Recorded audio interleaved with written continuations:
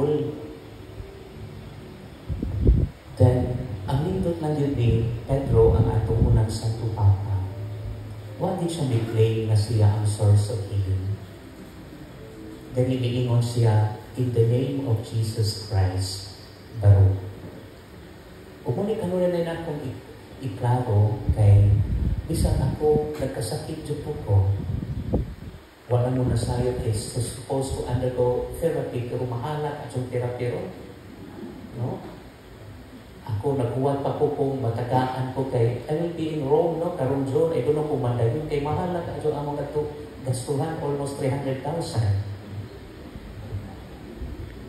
Pero at least naman kihapon ko kay kung just in case di ko madayon dito, ang importante na ang kanunay ang Santos ng Misa. Amen? Kaya kung sa may i-celebrate dito, the same as kung sa'y atong i-celebrate karon kung naalang tayo pagtuo. Amen? Amen. Mabitaw ni ingon si Jesus, ganila pagkagahi na dyan inyong ulo, pagkakulang sa inyong pagtuo, bumanay usay. Wala nga mga kaigsuunan sa Pedro ni ingon, in the name of Christ, in the name ni Jesus, karon. Kung po na akong kanunay giklaro sa mga tao nga hudugan ako, I'm not the source of healing o the bisan kinsa. Ang imo ng pagtuo sa Ginoo. Yumigaw sa daghang mga lugar, dahil gani karon nag-chat na ako kakapilan buhol mo ari.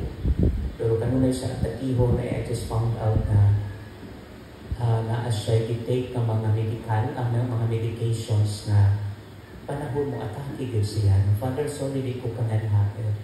Pero what I did yesterday night, nag-ampok ko niya o na-amaze lang ko karoon na okay na siya. Pero balikon ko, it is the faith na sa Ginoo ang hinundan dili ako ang. Amen? Amen. Upang ka na ang ipadaya ko, ikaw nga, dingon ang mga Pangulong Pari, mga uneducated na sila, kay mga mangingisda na doon. Bubuk ka sa pagtanaw, pero makaingon po ko, there is a difference between knowledge and wisdom. We may not be knowledgeable enough, no? What ay nakabuod na degree o sa kanal. Pero wisdom is a gift from God. Amen? O kana nga, isang kitang mga preachers, mga sa gawain nato, no? Ma-amaze ka. Pag-preach nato, ma-amaze ka, the Holy Spirit really guides us. Amen? That's wisdom, and that is not knowledge. Because knowledge, most of the time, would lead us into being proud sa ating kaugalingan. But wisdom would lead us always into humility. Amen? Umang ka na'y nahitabo sa unang pag-asa.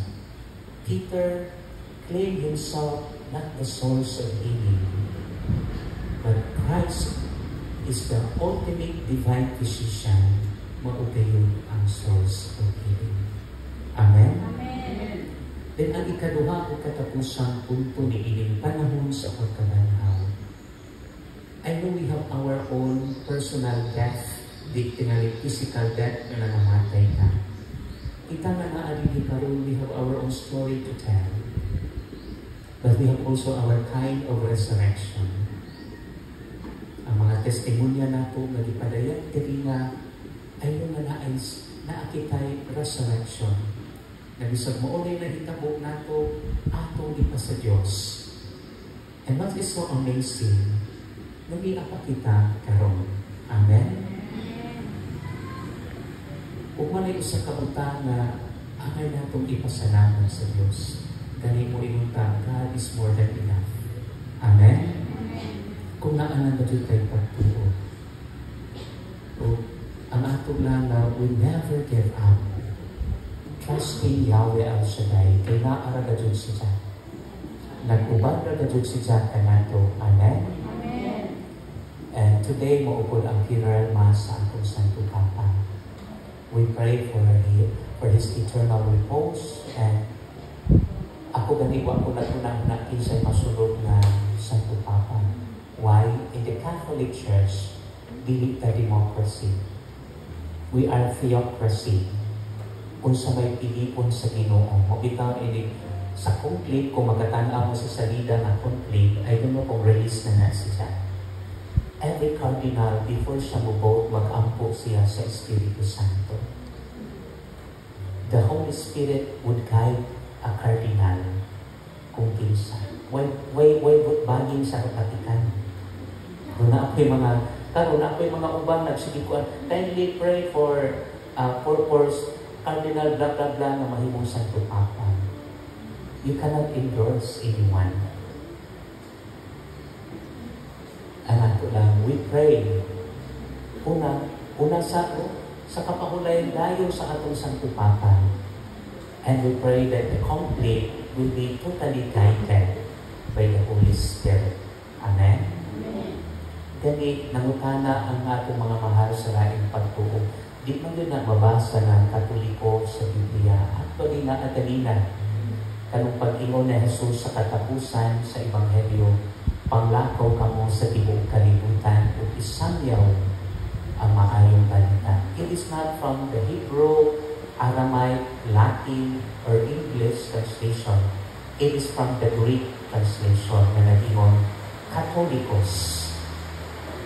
Dili. Di mo kabasa, pero kung naatay Greek Bible, naato dito. Pag ingon na Jesus, panglakaw ka mo sa tibuok kalibutan, which is synonymous to Catholicos or Katoliko.